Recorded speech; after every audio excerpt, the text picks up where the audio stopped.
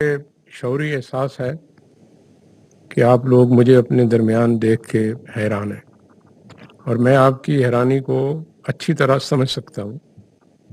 आपको मालूम है, मेरी ज़ाती तस्वीर हो, ज़ाती तशहीर हो, उस पे मेरी पॉलिसी तकरीबन 1 साल से वाज़ेह है, जिस पे मैं और मेरी एजेंसी सख्ती से पाबंद है। उसकी वजह यह है कि मेरा मनसब और मेरे काम की नोयत ऐसे है कि मुझे पस मंज़र में, मुझे और मेरी एजेंसी को पस मंज़र में रहना है।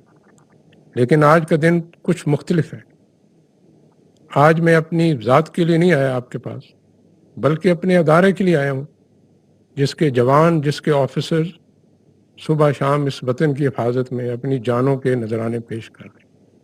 और खुसूसी तौर पे मैं अपनी एजेंसी के लिए आया हूँ, जिसके ऑफिसर्स और एजेंट्स पूरी दुनिया में, पाकिस्तान के अंदर इस मुल्क की पहली दिफाई लाइन बन के 24 घंटे जागते काम करते हैं।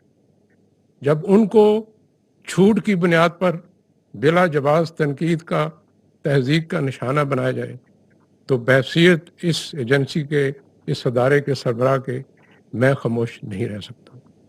और मैं ये भी मानता हूँ कि जब झूठ इतनी आसानी, रवानी और फरवानी से बोला जाए एक साइड से कि मुल्क में फितना और फसाद का खतरा हो, तो सच की लंबी खामोशी भी ठीक नहीं है इस मुल्क के लिए। मैं कोशिश करूंगा बिला ज़रूरत सच न बोलूं। कौम ने मेरे मनसब में मुझ पे ये बोझ डाला है कि मैं इन राजों को जो मेरे पास हैं, इन अमानतों को अपने सीने में लेके कब्र में चला जाऊं। लेकिन जहां ज़रूरत समझी, मैं वो राज आपके सामने ज़रूर रखूंगा, ताकि मैं अपने अदारे का, अपने जवानों का, अपने शोधा का दफा कर सकूं। आपने देखा लसबेला में हमारे कोर कमांडर साहब, उसके साथ ऑफिसर, जवान शहीद हुए। इस मिट्टी की खातिर उन्होंने जान दी, लेकिन उनका भी मजाक बनाया गया।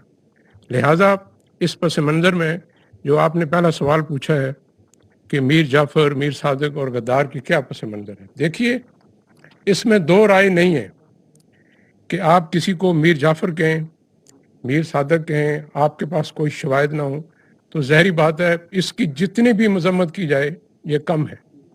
मैं आपको कहना चाहता हूँ कि ये बिल्कुल 100% झूठ पे बनाया गया नजरिया है। लेकिन आपको ये पता होना चाहिए कि ये नजरिया बनाया क्यों गया। ये मीर जाफ़र कहना, मीर सादिक कहना, गद्दार कहना, न्यूट्रल कहना, जानवर कहना इसलिए नहीं है कि मेरे अदारे ने, मेरी एजेंसी ने, आर्मी चीफ ने गद्दारी की है। ये इसलिए भी नहीं है कि उन्होंने कोई गैर आइनी, गैर कानूनी काम किया है। ये इसलिए है कि उन्होंने, उनके अदारे ने गैर आइनी, गैर कानूनी काम करने से इनकार कर दिया। आपको मालूम है, पिछले साल एस्टेब्लिशमेंट ने यह फैसला किया कि हमने अपने आप को अपने आइनी किरदार पे महदूद रखना है।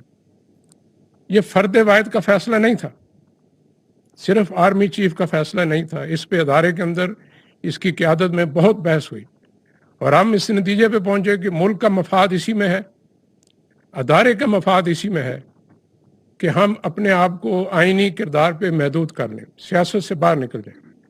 और मेरा ये ईमान है, मेरी एजेंसी हो, मेरा अदारा हो, पाकिस्तान के हर फर्द का, उसकी कोई भी सियासी सोच हो, अफकार हो, उसका बराबर मसावी हक होना चाहिए। इसको किसी एक ग्रोह, किसी एक नाम के साथ मुंसलिक नहीं होना चाहिए। यही इस अदारे की शान है, यही इस अदारे की आन है। इन तमाम अमूर को ज़हन में रख के ये हमने फैसला किया।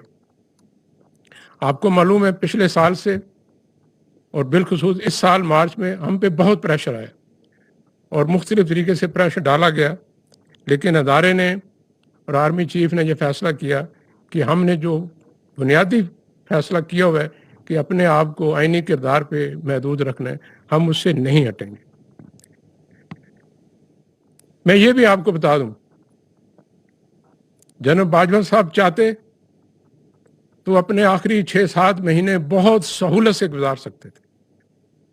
वो ये फैसला न करते, अपनी ज़ात को मुकद्दम रखते, आराम से नवंबर में अगले महीने रिटायर होकर चले जाते। ना किसी ने तनकीद करनी थी, ना इतनी गलाजत बोलनी थी। लेकिन उन्होंने फैसला मुल्क के हक में किया, वो फैसला किया जो इदारे के हक में है, انہوں نے اس کے لیے اپنی ذات بھی قربان کی. آپ کو معلوم ہے ان پہ ان کے بچوں پہ کتنی غلیظ تنقید بھی کی جاتی رہی, لیکن میں انہیں جانتا ہوں, جو میں سمجھا ہوں انہوں نے یہ فیصلہ اس لیے کیا, وہ چاہتے تھے کہ جب وہ چلے جائیں تو ان کی لیجیسی میں ایک ایسا ادارہ ہو جس کا کنسٹیٹیوشنل رول ہو, اس کا ایسا رول نہ ہو جس کو متنازع بنایا جا سکے. لہذا اس چیز کی خاطر انہوں نے یہ فیصلہ کیا. میں یہ بھی آپ کو بتا دوں, مارچ کے مہینے میں آرمی چیف کو ان کی مدت ملازمت میں غیر معینہ مدت کی توسیع کی پیشکش بھی کی گئی, میرے سامنے کی گئی. یہ بہت پرکشش پیشکش تھی, لیکن انہوں نے اس کو بھی ٹھکرا دیا, اس لیے کہ انہوں نے جو بنیادی فیصلہ کیا تھا کہ ادارے کو متنازع رول سے ہٹا کے آئینی رول پہ لانا ہے. اور میں یہ ضرور پوچھنا چاہتا ہوں, آپ کو حق ہے اپنی رائے دینے کا. I respect that right. As a soldier I am ready to protect that right to the extent possible. But میں یہ ضرور پوچھنا چاہتا ہوں کہ اگر آپ کا دل مطمئن ہے کہ آپ کا سپہ سالار غدار ہے, میر جعفر ہے, تو ماضی قریب میں اتنی تعریفوں کے پل کیوں باندھتے تھے آپ؟ اگر آپ سمجھتے ہیں کہ آپ کا سپہ سالار غدار ہے, میر جعفر ہے, تو اس کی مدت ملازمت میں اتنی توسیع کیوں دے رہے ہیں؟ عجیب بات ہے, آپ سمجھتے ہیں سپہ سالار غدار ہے, لیکن آپ انہیں کہہ رہے ہیں کہ پوری زندگی کے لیے اگر آپ نے اس ملازمت میں رہنا ہے تو رہیں. اور اگر وہ واقعی آپ کی نظر میں غدار ہے, آپ کی سوچ میں غدار ہے, تو پھر آج بھی ان سے پس پردہ کیوں ملتے ہیں؟ مجھے آپ کے ملنے پہ اعتراض نہیں ہے, آپ ملیے, یہ ہمارا فرض ہے اس ملک کے ہر شہری کی آواز پہ لبیک کہنا.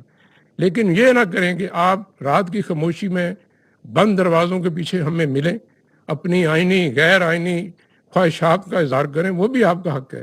لیکن یہ نہیں ہو سکتا کہ دن کی روشنی میں اسی بندے کو آپ غدار کہیں. آپ کی قول و فعل میں, فکر و تدبر میں اتنا کھلا, اتنا بڑا تضاد ٹھیک نہیں. Thank you. جی ندیم صاحب, بڑا اچھا لگا آپ کی گفتگو سن کے. پہلی دفعہ آپ آئے. پاکستان میں جو لا ہے, یہ پہلے تو جذبات کا اظہار کر دوں پھر سوال بھی, وہ ڈبل اس کا پیمانہ ہے. مجھ جیسا آدمی, عام صحافی, فوج کے اوپر کوئی بات کرے تو مقدمہ